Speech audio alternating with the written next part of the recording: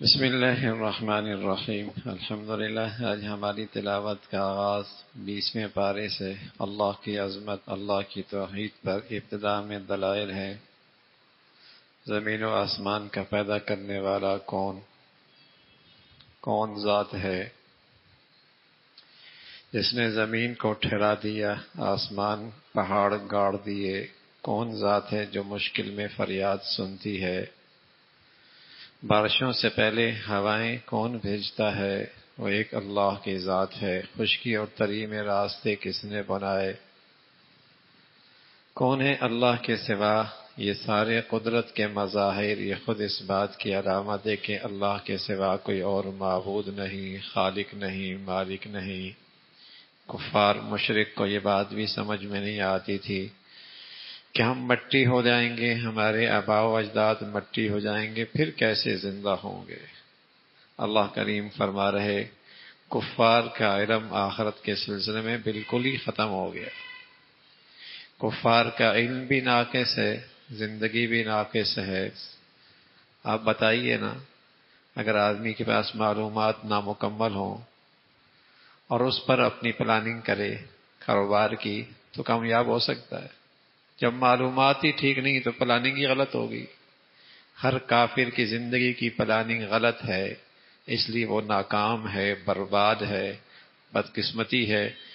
کفار دنیا میں غالب ہے۔ کفار کو دیکھتے ہوئے مسلمانوں نے بھی کافروں کی سی پلاننگ شروع کر دی۔ ان کی معلومات ناقص تھی، زندگی کی پلاننگ بھی غلط تھی۔ مسلمانوں نے بھی انہی سے پڑھا، انہی سے سیکھا اور انہی پر اعتماد کیا، انہی کی معلومات پر اعتماد کیا، انہی کی پلاننگ پہ اعتماد کیا۔ جیسے وہ برباد ہو رہا ہے یہ بھی برباد ہوں گے۔ ان کی معلومات ہے زندگی صرف 70-80 سال کی ہے، یہ ناقص معلومات ہے۔ محمد رسول اللہ نے انسانیت کو معلومات دی تھی کہ زندگی نہ ختم ہونے والی کا نام ہے، زندگی نہ ختم ہونے والی ہے۔ اس ساری زندگی کو سامنے رکھ کر زندگی کی پلاننگ کرو، کافروں کی طرح نہیں۔ 60 70 80 سال کو ہم اپنے بچوں کو جب پڑھاتے ہیں، سکھاتے ہیں اور ان کی خدمت اور ان کو تعلیم دلاتے ہیں تو صرف 80-90 سال کو سامنے رکھتے ہیں۔ ہم بھی کافروں کی طرح اپنے بچوں کو تعلیم دیتے ہیں 80-90 سال کا کیریئر بن جائے، 60-70 سال کا کیریئر بن جائے۔ یہ کافروں کے کیریئر کی ترتیب ہے، مسلمانوں کی نہیں ہے۔ مسلمانوں کی تو معلومات یہ تھی کہ مسلمانوں کے یہ زندگی کا چھوٹا سا مرحلہ ہے اور اس مرحلے سے ہمیشہ کی زندگی کی تیاری کرنی ہے۔ یہاں ایسی پلاننگ کرنی ہے کہ تاکہ خربوں سال کا کیریئر ٹھیک ہو جائے۔ لیکن دنیا میں کافر کی معلومات غلط، اس کا پلاننگ غلط، اس کا کیریئر تباہ، لیکن مسلمان بھی بدقسمتی سے انہی کے طرز پہ چل پڑا۔ یہ بھی جب اپنی زندگی کے فیصلے کرتا ہے، بچے بچیوں کی تعلیم تربیت کے فیصلے کرتا ہے تو وہی کافروں کی سوچ کے مطابق بچوں کو بھیجتے ہیں آسٹریلیا میں، اب تو بچیوں کو بھی بھیجتے ہیں، کہتے ہیں بیٹے کیریئر بن جائے گا، کیریئر بن جائے گا۔ ارے کون سا کیریئر بنے گا بھائی؟ کیریئر تو مسلمان کا مرنے کے بعد شروع ہوتا ہے۔ رسول اللہ صلی اللہ علیہ وسلم فرمایا کرتے تھے اللہم لا عیش الا عیش الاخرہ، اللہ کیریئر تو وہ ہے جو مرنے کے بعد ہے۔ تو اللہ کریم کہہ رہے کافروں کو وہ زندگی سمجھ میں نہیں آتی، ان کا علم تھک ہار کے رہ گیا، مرنے کے بعد کی زندگی انہیں سمجھ میں نہیں آتی۔ فرمایا انجام دیکھو نہ ماننے والوں کا، زمین پہ چل پھر کے دیکھو اللہ کی پکڑ کیسی ہوئی، ان کا انجام کیسا ہوا۔ اللہ کا قرآن ہے، حقائق بیان کرتا ہے، سچائی بتاتا ہے۔ ایک دن آنے والا ہے، سور پھونکا جائے گا، سب پر ہیبت طاری ہو جائے گی، پھر اسرافیل سور پھونکیں گے، سب پر موت طاری ہو جائے گی، پھر اسرافیل سور پھونکیں گے، سب زمین پر زندہ ہو کے آ جائیں گے، سب زندہ ہو کے آ جائیں گے۔ جو نیکی لے کے آئے گا انعام پائے گا، جو برائی لے کے آئے گا سزا لے گا۔ فرمایا قرآن اللہ کی سچی کتاب ہے، پڑھتے رہیے، عمل کیجیے، استقامت اختیار کیجیے۔ پھر اللہ رب العزت نے سورہ قصص کا تذکرہ فرمایا، آغاز ہی سے حضرت موسیٰ علیہ السلام اور فرعون کا تذکرہ ہے۔ فرعون جیسے آج کا سامراج اور آج کا عالمی طاغوت اور جیسے آج کا عالم کفر، وہ کیا چاہتا ہے؟ انسانوں کو تقسیم کر کے رکھو، میرے ظالمانہ نظام کے خلاف کوئی اکٹھا نہ ہو سکے. تو اس وقت کے سامراج فرعون نے مصریوں کو گروہوں میں تقسیم کر دیا تھا، طبقات میں تقسیم کر دیا تھا، تاکہ کوئی منظم عوامی طاقت میرے نظام کے خلاف کھڑی نہ ہو سکے. اور وہاں کی بڑی اقلیت تھی بنی اسرائیل، وہ اس کے ظلم کا خاص ہدف تھی، ظلم ڈھا رہی تھی. تو اللہ رب العزت نے طے کر لیا کہ اسی مظلوم کو غالب کرنا ہے، ظالم کا سر پٹخنا ہے. ایک بچہ پیدا ہوگا اور وہ اس کی سلطنت ختم کرے گا. خبر ہو گئی اس فرعون کو، اس نے بچے لیے قتل کرنا شروع کر دیے، نسلیں تباہ کر دی. اکبر الہ آبادی بھی عجیب بات کرتے تھے، کہا فرعون کو بدقسمتی سے کالج کی نہ سوجی ورنہ یوں بدنام نہ ہوتا. آج کے تعلیمی ادارے بنا لیتا تو نسلیں ویسی برباد ہو جاتی، اسے قتل کرنے کی ضرورت ہی نہ پڑتی. آج دنیا کفر نے مسلمانوں کی تعلیم پہ غلبہ پا لیا، اسے پتہ لگ گیا کہ یہ قوم ہمیشہ غلام رہنے کے قابل ہو گئی، اس کے اندر حریت کا جذبہ ہی ختم ہو گیا. جب اس کا ایمان ختم کر دو، حیا ختم کر دو، یہ کہاں پھر اپنی نظریات کی خاطر اور اپنے دین کی خاطر جی سکتی ہے؟ پھر تو یہ ختم ہی ہو جائے گی. تو آج کا کفر یہ جانتا تھا، اس نے تعلیم پر قبضہ کیا کہ اس کی نسل کو پوری کی پوری اغوا بھی کر دو، بدنامی سے بھی بچ جاؤ گے. ہم اپنے اسکول کالج یونیورسٹیوں کا حال دیکھیں، بڑے سوسائٹیوں میں تو 80-70% بچہ نشہ کر رہا، 70% بچہ نشہ کر رہا ہے. ماں باپ کروڑوں روپے بھی دے رہے ہیں، نسلی بھی دے رہے ہیں، اولادی بھی دے رہے ہیں، اولادی بھی دے رہے ہیں. یہ اس نسل نے کل کیا کرنا ہے؟ تو اس نے بچوں کو قتل کرنا شروع کر دیا. اللہ ہے، اس نے فیصلہ فرما لیا. اس کی ساری تدبیریں، ساری سازشیں، سارے مکر و فریب دھرے کے دہرے رہ گئے. اللہ کا فیصلہ غالب ہو گیا. حضرت موسیٰ علیہ الصلوۃ والسلام پیدا ہوئی ہے، والدہ پریشان ہو گئی، کوئی ظالم درندہ آئے گا، میرے گود سے میرا لال لے لے گا، میری آنکھوں کے سامنے اس کے 2 ٹکڑے کر دے گا. یہ خوف طاری تھا. اللہ نے رہنمائی فرمائی، ایسا کر صندوق پہ بچے کو ڈال دے، دریا کے نہروں کے حوالے کر دے، پھر میرا کام ہے. اللہ کی شان صندوق میں ڈالا، لہروں نے اٹھا کر اسے فرعون کے دربار تک پہنچا دیا. وہاں آسیہ کے خادموں نے اٹھا کر اس بچے کو آسیہ کے گود میں، فرعون کی بیوی تھی، گود میں ڈال دیا. سب کو قتل کر رہا ہے، لیکن جسے اللہ بچانا چاہتا ہے اسے بچاتا ہے، اپنی شان سے بچاتا ہے، اپنی قدرت سے بچاتا ہے، اور ایسا بچاتا ہے کہ اسی کی سلطنت ختم کرنی ہے، اور اسی سے نفقے سے اللہ پرورش بھی کرا رہا، اسی کی نگرانی میں زندگی بھی گزر رہی. اللہ ہے. اور پھر دیکھیے موت کا نقشہ، صندوق بھی موت کا نقشہ ہے، سمندر کی لہریں بھی موت کا نقشہ ہے. پھر جس کے ہاتھوں میں پڑا، جس کے ہاتھوں میں گیا، وہ بھی ظالم ہے، وہ بھی قاتل ہے. لیکن اللہ ہے، سارے موت کے نقشوں میں وہ ذات بچانا چاہے تو کون بال بیگا کر سکتا ہے، کون مار سکتا ہے؟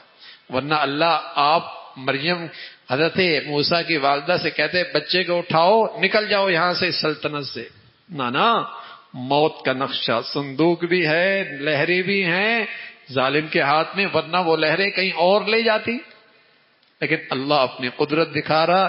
ادھر حضرت موسیٰ علیہ السلام کی والدہ، اس کا دل پریشان ہے، غم میں ہے، بیٹے کا کیا حال ہوگا، تصورات میں ہے، پتنی ظالم میرے ٹکڑے لال کے ساتھ کیا کرنے لگا ہے. اللہ کی شان، وہ بچہ ہے لیکن کسی دائی کا دودھ نہیں پیتا. بہنا اجنبی بن کر پہنچی اور بتایا کہ ایک خاتون ہے، بڑی نیک ہے، اگر اس کو بطور دائی کی بلائے تو ہو سکتا ہے یہ بچہ اس کا دودھ پی لے. حضرت موسیٰ علیہ السلام کی والدہ کو بلایا گیا، بچے نے سینے سے منہ لگا لیا، دودھ پینے لگ گیا. دودھ پینے لگے. اللہ نے بچہ والدہ کو پھر واپس بھی کر دیا. نان نفقے کا خرچہ بھی فرعونی سلطنت کے ذمے ہو گئی. بیٹے کے بیٹا اپنی ماں کے پاس بھی آ گیا. ماں کی آنکھیں بھی بیٹے کو دیکھ کر ٹھنڈی ہو رہی. جوان ہو گئے. جوان ہو گئے اور پھر اللہ رب العزت نے نظام چلایا. آپ سے ایک دشمن قبطی خاندان کا آدمی مارا گیا غلطی سے جوانی کے اندر. جب مارا گیا تو وہاں فرعون کے پارلیمنٹ میں فیصلہ ہو گیا کہ اس شخص کو موسیٰ کو قتل کر دو. ایک آپ کا اسی دشمنوں میں سے ایک آپ کا خیر خواہ کھڑا ہوا, چھوٹے سے راستے سے شارٹ راستے سے آپ کے پاس آ کر آپ کو خبر دی آپ کی گرفتاری کے فیصلے ہو گئے ہیں, پارلیمنٹ میں قانون پاس ہوا آپ کو قتل کرنے کا, آپ یہاں سے نکل جائیے. مصر سے حضرت نکلے اور مدین کی طرف روانہ ہو گئے. اب مدین کی طرف جب روانہ ہوئے, نہ کوئی وہاں واقف ہے, نہ وہاں رہائش ہے, نہ وہاں معاش ہے, نہ کوئی جاننے والا ہے. وہاں مدین پہنچے تو اللہ سے کہنے لگے اے اللہ میں محتاج تیرا, میں فقیر تیرا, میں محتاج تیرا, میں فقیر تیرا. اللہ سے دعا کی تیری عطاؤں کا میں محتاج ہوں, فقیر ہوں. اللہ رب العزت نے نظام چلایا. جب مدین پہنچے تو ایک جنگل میں ایک سائے کے نیچے, درخت کے سائے کے نیچے بیٹھے تھے. تو دیکھا کچھ لوگ اپنے جانوروں کو پانی پلا رہے. 2 بچیاں ہیں, وہ بکریاں لے کے آئی ہیں, کنارے پہ کھڑی ہوئی ہیں انتظار میں مرد یہاں سے ہٹیں ہم بھی اپنی بکریوں کو پانی پلائیں. ایک اور طرف کنواں موجود تھا جس کی چٹان بڑی بھاری تھی, بڑی بھاری تھی. حضرت موسیٰ علیہ الصلوۃ والسلام نے احسان کیا, چٹان ہٹائی, بچیوں کے بکریوں کو پانی پلایا. بچیاں جلدی آج گھر ابا کے پاس چلی گئیں. ابا نام تھا حضرت شعیب. اور وہ پوچھا حضرت موسیٰ نے تم کیوں آئی ہو؟ کہا گھر میں کوئی مرد نہیں تھا, باپ بہت بوڑھا تھا, اس بڑھاپے کی مجبوری ہے, جوان کوئی مرد گھر میں ہے کوئی نہیں, اس لیے ہم بکریوں کو پانی پلانے کے لیے آئیں. بچیاں گھر پہنچی. گھر جا کر بچیاں تھیں بڑی سمجھدار. اس نوجوان کی صلاحیت دیکھی, طاقت دیکھی, امانت دیکھی, دیانت دیکھی. آنکھیں اٹھا کے نہیں دیکھی اس نے آنکھیں اٹھا کر نہیں دیکھا, اور صلاحیت بھی موجود تھی. ابا سے کہنے لگی ابا کسی کو اگر ملازم رکھنا ہے نا تو بہت مناسب ہے یہ نوجوان. اس میں 2 خوبیاں ہیں, ایک تو اس کے اندر صلاحیت بھی موجود ہے, دوسری دیانت بھی موجود ہے. اور ایک قانون قرآن نے ہمیں دے دیا, جب بھی اپنی کسی کی ذمہ داری پر کسی کو رکھو, جب بھی اپنی کسی ذمہ داری پر کسی کو رکھو, اس میں 2 خوبیاں دیکھا کرو, اہلیت بھی موجود ہو, دیانت بھی موجود ہو. بڑا اچھا ڈرائیور ہے, دیانتدار, بڑا بزرگ, تہجد پڑھتا ہے, ڈرائیوری کرنا نہیں آتی, یہ بھی اس قابل نہیں کہ آپ اسے ڈرائیور رکھیں. بڑا اچھا ڈرائیور ہے, خوف خدا نہیں ہے, دیانتدار نہیں ہے, گھر کا چور ڈاکو بن جائے گا. کوئی بھی قومی سطح سے لے کر انفرادی سطح تک اگر آپ نے اپنی کوئی ذمہ داری کسی کے سپورٹ کرنی ہے تو 2 چیزوں کو, اہلیت موجود ہو, دیانت موجود ہو. آج گھر سے لے کر قومی ادارے سارے کے سارے تباہ ہیں, یا دیانت نہیں ہے یا اہلیت نہیں, یا دیانت نہیں ہے یا اہلیت نہیں ہے. اور بھائی دیانت اور اہلیت تو گھر سے بنتی ہے, تعلیمی اداروں سے بنتی ہے. نہ ہمارے تعلیمی ادارے رہے, نہ گھر میں تربیت کا ماحول رہا, تو بتائیے یہ دیانت اور اہلیت اوپر سے گرے گی, کہاں سے آئے گی؟ یہ قوم کے اندر کہاں سے دیانت آئے گی, کہاں سے اہلیت آئے گی؟ اگر کہیں تھوڑی بہت دیانت ہے تو اہلیت نہیں, کہیں اہلیت ہے تو دیانت نام کی چیز کوئی نہیں. پوری قوم کا حال یہ ہے اس وقت, تمام قومی ادارے بربادی کا شکار ہے. کوئی بھی ادارہ, کوئی بھی چیز, کوئی بھی شعبہ تب برباد ہوتا ہے جب وہاں کوئی نااہل آ جائے, جب وہاں کوئی بددیانت اور خائن آ جائے, جب وہاں کوئی خود غرض اور مفاد پرست آ جائے. ہم اپنے مفاد کو دیکھتے ہیں, اغراض کو دیکھتے ہیں, یہ نہیں دیکھتے ہیں کہ دیانت کتنی ہے, اہلیت کتنی ہے. یہ نہیں دیکھتے کہ دیانت کتنی ہے, اہلیت کتنی ہے. تو یہ بٹیاں بڑی سمجھدار تھیں, کہنے لگی ابا جان دیانتدار بھی ہے, اس نے نظریں اٹھا کر بھی نہیں دیکھا, خوف خدا ہے, اہلیت بھی ہے, جس کام کے لیے رکھنا چاہتے ہیں اس کی استعداد بھی موجود ہے. اور یقین جانیے لوگ کہتے ہیں روزگار نہیں, ہم کہتے ہیں اہلیت اور دیانت نہیں. لوگ کہتے ہیں روزگار نہیں، ہم کہتے ہیں اہلیت اور دیانت نہیں، روزگار بہت، لیکن آج نہ دیانت موجود ہے نہ اہلیت موجود۔ اگر کہیں یہ جوہر موجود ہے لوگ اسے ہاتھوں ہاتھ اٹھاتے ہیں، سر پہ رکھتے ہیں، بشرطیہ کہ دیانت ہو اور اہلیت ہو۔ تو فرمایا یہ اہلیت بھی رکھتے ہیں، دیانت بھی رکھتے ہیں۔ موسیٰ علیہ السلام کا تذکرہ، جوان ہو گئے، اللہ کی شان، دیانت بھی تھے، اہلیت بھی موجود تھی۔ شعیب علیہ السلام نے فرمایا کچھ شرائط کے ساتھ ہم اپنی بیٹی کا نکاح تم سے کر دیں گے، ہم اپنی بیٹی کا نکاح کر دیں گے۔ آپ نے اپنی بیٹی کا نکاح کر دیا، وہاں سے آپ مصر کی طرف آنے لگے، راستے میں کہیں سفر تھا، پڑاؤ ڈالا، آگ دیکھی، وہاں آگ سے دیکھنے کے لیے وہاں تشریف لے گئے، آگ لینے کے لیے گئے اپنی اہلیہ کے لیے، وہاں تو نور تھا اللہ کا، وہاں اللہ نے آپ کو نبوت دے دی، معجزے دے دیے، اور تلقین فرمائی سب سے بڑا سرکش ہے ظالم ہے فرعون، جاؤ میرا پیغام لے کے جاؤ اور یہ معجزے بھی لے کے جاؤ۔ لیکن وہ سرکشی کے انتہا تھا، اپنے تکبر اور غرور میں مست تھا۔ اللہ رب العزت نے اس تکبر اور غرور کو بھی ایسا ہلاک کیا۔ اللہ کی شان اپنی تمام تر سلطنت کے ساتھ اور تمام تر قوت کے ساتھ دریا کے لہروں کے طوفان کے حوالے کر دیا۔ ایسی اللہ نے اس کی پکڑ فرمائی، اس کا تذکرہ فرمایا، اللہ کے نبی سے فرمایا انہیں سبق دو۔ اللہ کھول کھول کے یہ واقعات بیان کرتا ہے، شاید تم نصیحت حاصل کرو۔ اللہ کی قدرت دیکھو، اللہ کی بڑائی دیکھو، رات دن کا سارا نظام بتائیے، رات کو پیدا کرتا ہے کون ہے؟ رات سے دن لانے والا اور دن سے رات لانے والا۔ اگر وہ رات ہی رہنے دے تو کون دن لا سکتا ہے، اور وہ دن کو دن ہی رہنے دے کون رات لا سکتا؟ ایک اللہ کی ذات ہے۔ فرعون اپنی فرعونیت میں مست تھا، اور ایک بڑا سرمایہ دار جو اپنی دولت میں بڑا مست تھا، اس کا نام قارون ہے۔